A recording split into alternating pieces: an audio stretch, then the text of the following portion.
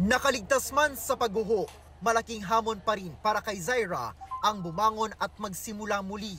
Sa murang edad kasing 15, siya na ang tatayong magulang ng 2 kapatid. Masakit dyan sa kuha, sir.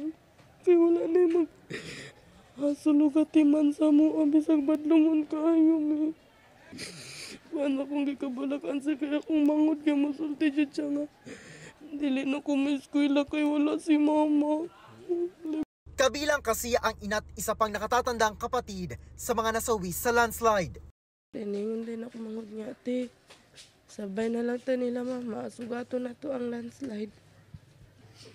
Matupag-abot na ko sa prinarya. Nakita na ko sila, mama, dito.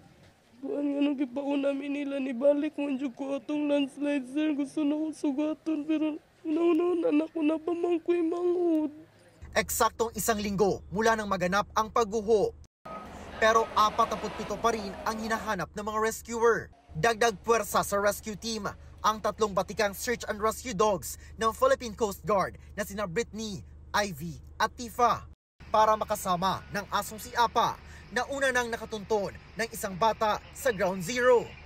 Paglilinaw ng mga otoridad, nasa 67 bangkay na ang kanilang na-recover. 4 naman ang parte lang ng katawan ng matagpuan. 17 naman ang hindi pa nakikilala at nakatakdang isailalim sa temporary burial process bukas. Dahil retrieval ang tutukan, mapapabilis daw ang paghuhukay.